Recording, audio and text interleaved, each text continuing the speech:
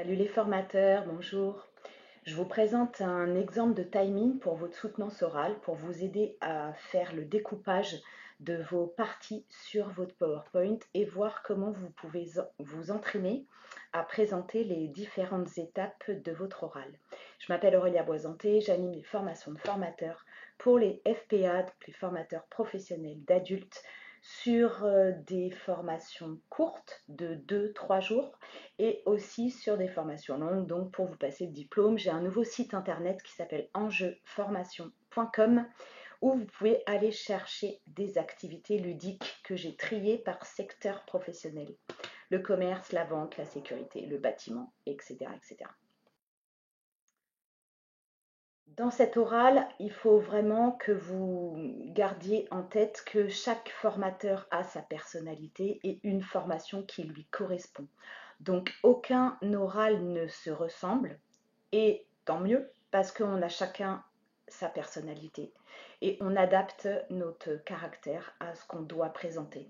Donc tous vos projets de formation doivent être différents.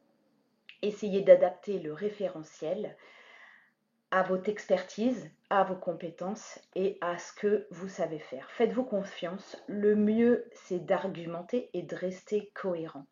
Donc, ce que je vais vous donner, ce sont vraiment des exemples. Ce sont vraiment des idées de timing de présentation. À vous d'adapter à votre secteur professionnel, à votre projet de formation. Si vous voulez enlever 30 secondes sur cette étape et rajouter 30 secondes sur une autre étape, c'est pas grave, faites-le. Moi, je vous donne seulement des indications à prendre ou à laisser. J'ai détaillé les 4 chapitres. Donc, le chapitre 1, c'est la conception de votre formation et la préparation de votre formation. C'est-à-dire comment vous avez préparé votre formation, qui vous a fait la demande de cette formation et comment vous l'avez conçue dans votre tête, comment vous l'avez formalisée sur le papier avant de l'animer.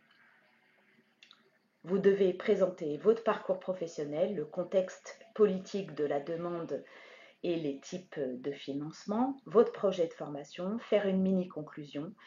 Et après ces 20 minutes de présentation sur ce premier chapitre, vous allez avoir 10 minutes de questions. Pour les questions qu'on va vous poser, j'ai donné des exemples et de questions qu'ont posé les jurys, parce que moi je suis jury depuis plusieurs années maintenant, et j'ai récapitulé toutes les questions qu'on posait pendant les oraux et je les ai détaillées donc sur 4 vidéos qui s'appellent les questions possibles du jury sur la dernière version, bien évidemment. Le deuxième chapitre, c'est votre capacité à présenter votre animation. Donc là, l'animation a vraiment été animée et vous présentez aussi les outils d'évaluation. Donc là, vous avez ce deuxième chapitre, vous le présentez en 15 minutes, vous présentez votre animation avec le détail de votre animation, vous présentez vos activités d'apprentissage, la multimodalité, ce que vous avez fait en visio et ce que vous avez fait en présentiel, vous présentez les méthodes pédagogiques, au moins 2 minimum, les outils que vous avez utilisés, ce que vous avez évalué avec les indicateurs, l'écart entre ce que vous aviez prévu pendant la conception et ce que vous avez réalisé avec une mini-conclusion. Donc cette partie doit durer 15 minutes. Ensuite, vous allez avoir 10 minutes de questions par le jury sur l'animation de cette formation, sur les 4 étapes que je viens de vous présenter, donc les méthodes pédagogiques, les outils et l'évaluation. Chapitre 3, vous allez présenter ce chapitre en 10 minutes. Donc, c'est l'accompagnement individuel. Vous allez présenter la théorie, l'accompagnement individuel spécifique à votre apprenant qui a été en difficulté et aussi comment vous l'avez accompagné à l'emploi. Le déroulement d'un entretien type, le déroulement d'un entretien d'explicitation spécifique à votre apprenant qui a été en difficulté, l'écart entre ce que vous aviez prévu dans votre accompagnement individuel et ce que vous avez réalisé. Le tout en 10 minutes. Je vous conseille de faire une mini-conclusion par chapitre de 30 secondes à chaque fois. Vous allez avoir 10 minutes de questions par le jury Et ma vidéo, entraînez-vous sur les questions, les idées de questions, les exemples de questions que je donne dans la vidéo qui s'appelle Questions possibles du jury sur l'accompagnement. Chapitre 4, vous avez 10 minutes pour présenter les obligations réglementaires de la formation, donc Calliope, les documents du formateur, les enjeux, donc l'hygiène, la sécurité, la santé, les déchets, la qualité de vie au travail, etc., vos deux veilles, une mini-conclusion de 30 secondes sur ce quatrième chapitre et entraînez-vous à répondre aux questions sur ma vidéo Questions possibles du jury sur la RSE. Je vous détaille étape par étape. Je vous conseille de démarrer par votre parcours professionnel en 30 secondes minimum. Donc là, j'ai mis le temps minimum. Passez pas plus d'une minute là-dessus sur cette partie parce que une minute, c'est vraiment un peu long. Présentez vos motivations, donc ce que vous aimez dans ce métier. Surtout, expliquez au jury en quelques phrases pourquoi vous avez eu envie de faire ce métier, quel sens il a pour vous et quelles ont été les expériences professionnelles que vous avez vécues, par exemple sur la formation interne que vous avez mis en place dans vos entreprises. C'est-à-dire à quel moment vous avez eu ce rôle de formateur ou formatrice. Et qu'est-ce qui vous a plu dans cette expérience? Ça, c'est l'étape la plus importante, la phrase la plus importante. Donc, je vous conseille de finir votre parcours professionnel par pourquoi vous avez eu envie de devenir formatrice. Essayez de ne pas dépasser 30 secondes à une minute. Ensuite, vous présentez la préparation de votre formation. Vous présentez donc très rapidement l'organisme de formation dans lequel vous avez suivi votre formation de formateur et l'organisme de formation dans lequel vous avez été en stage. Vous présentez votre équipe avec qui vous avez travaillé, donc les formateurs qui ont travaillé avec vous.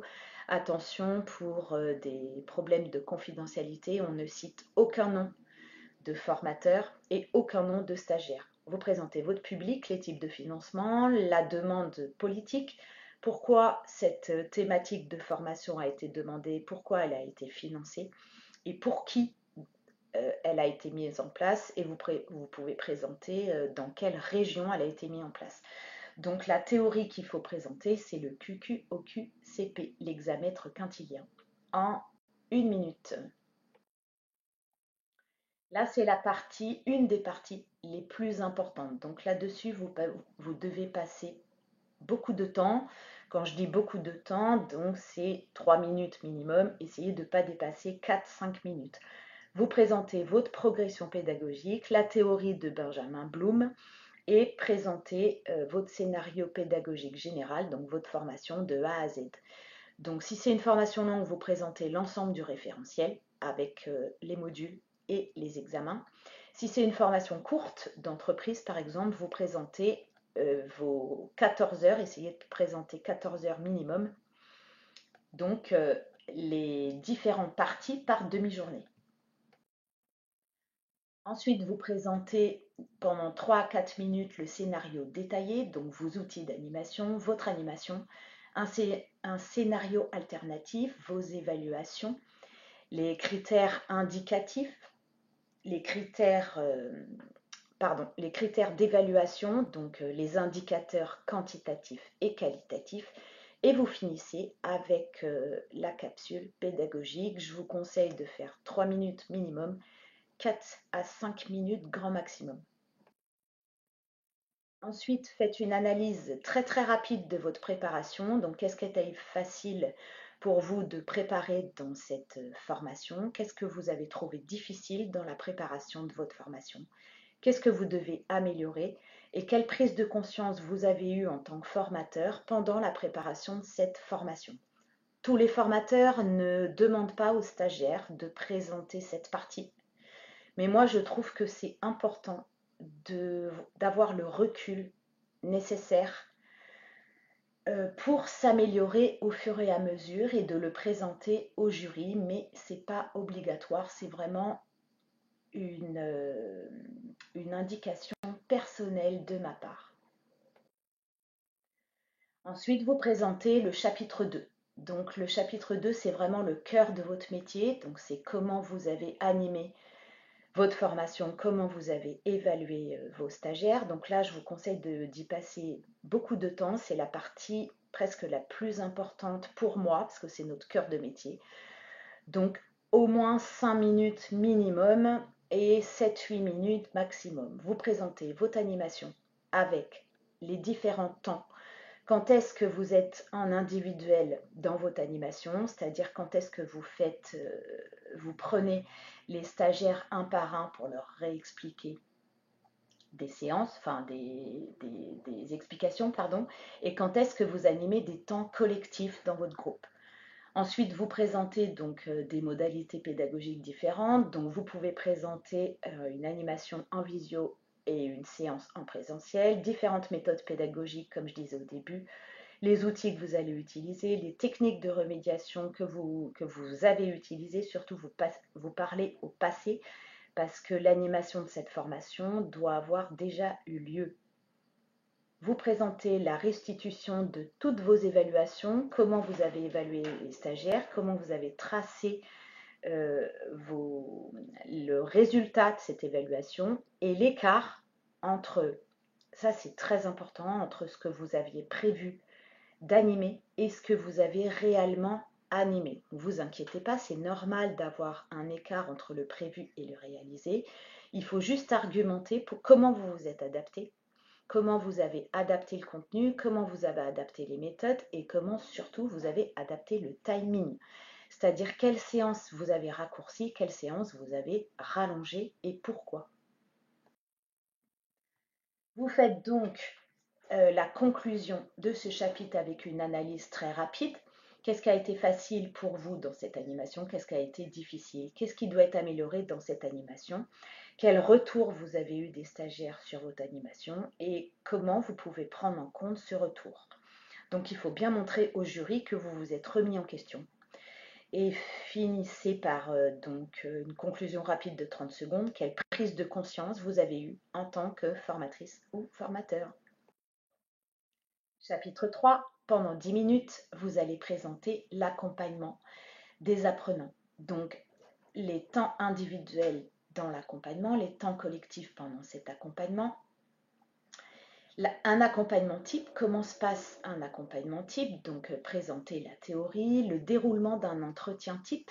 Donc là, vous pouvez présenter la théorie de Vermeersch sur ce que c'est qu'un entretien d'explicitation, oui, d'un apprenant, les difficultés d'un apprenant et l'écart entre l'accompagnement que vous avez prévu et ce qui s'est passé en réalité sur le terrain. Donc, comment vous avez adapté vos séances d'accompagnement, quelles séances vous avez rallongées, quelles séances vous avez raccourcies et pourquoi par rapport aux difficultés des stagiaires. Donc, je vous conseille de détailler donc, les temps individuels, les temps collectifs en 2 minutes, les techniques de remédiation en 2 minutes. En moyenne, hein, c'est vraiment un exemple. Vous pouvez changer et mettre 1 minute sur l'étape d'avant, 1 minute sur l'étape d'après. C'est à vous de voir en fonction de vos étapes de formation. Le déroulement d'un entretien type, là, c'est vraiment de la théorie. Donc, passez moins de temps que sur le vrai entretien de votre vrai stagiaire qui était vraiment en difficulté. Et passez du temps, donc 1 minute 30 minimum, vous pouvez aller jusqu'à 2 minutes pour expliquer l'écart entre le prévu et le réalisé. Normalement, ce chapitre, il fait 10 minutes, mais je vous conseille de le faire en 9 pour garder 1 minute pour faire la conclusion des 4 chapitres. Donc, la partie RSE, vous présentez la réglementation de la formation, donc qui est la certification Calliope que je vous conseille de développer en 30 secondes. Quand est-ce qu'a été mise en place cette certification et pourquoi? Quels éléments de preuve il faut garder? Donc là, c'est tous les documents administratifs du formateur que vous devez présenter. Donc là, c'est assez long, il y a une dizaine de documents à présenter. Présenter aussi la DRETS en 2 minutes, la veille du formateur 2 minutes. Donc là, j'ai fait vraiment des vidéos détaillées sur chaque chapitre. Donc regardez comment vous pouvez présenter chaque chapitre. La veille du formateur, c'est tous les salons professionnels de la formation, les salons par exemple de l'emploi, les newsletters, les livres, les bibliographies, la biblio-web. Faites la même chose sur votre secteur professionnel, donc présentez votre veille si vous êtes par exemple dans l'hôtellerie, la restauration, le bâtiment, la sécurité.